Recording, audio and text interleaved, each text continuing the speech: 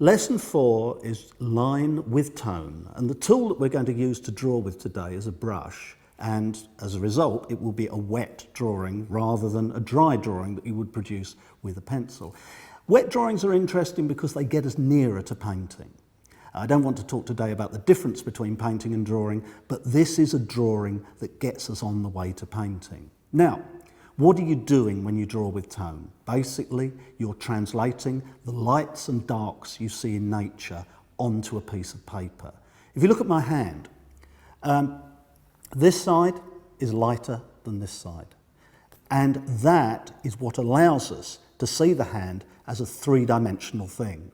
If I hold it up like that, it's light on one side, dark on the other.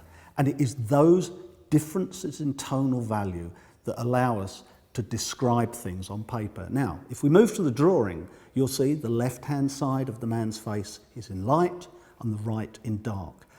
That is what makes it look real and convincing. If we look at his leg, his thigh on the right-hand side is in bright light. Drop down to his feet and you see the shadow that he casts. So in the drawing, we know that the light is shining from left to right. Now, very interesting thing about controlling tone with a brush is how you can either do it by the darkness of the ink that you use, so you could use a dark ink as Romney has used on the right-hand arm of the figure, or you could use a much lighter ink as it appears to be on the left-hand side of the figure. Now, another way of varying it, if you look at the wiggly line that's kind of going through his legs at the bottom of the drawing, is by how much ink you have on the brush.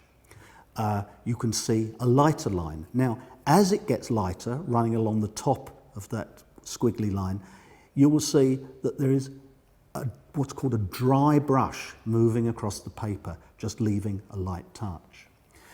So this is a much more complicated drawing to work with. If you want to make it simple, you could take a photograph, you could trace it, you could make a simple pencil drawing onto a piece of paper and then work energetically over it with a brush. Now, the reason I say energetically is because the point of using a wet substance to work with and a flexible-ended brush is that it transfers the energy of your body into the image on the paper.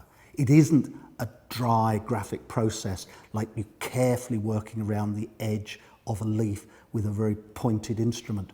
You're working with something that flows and is rhythmic. And of course, an important thing, an important part of drawing is that it should have atmosphere, it should have energy, it should have rhythm, and that is what brushes are good for and what very hard pencils are not so good for. So this first lesson in tone also introduces the possibility of using a softer, a more lyrical, more flexible medium.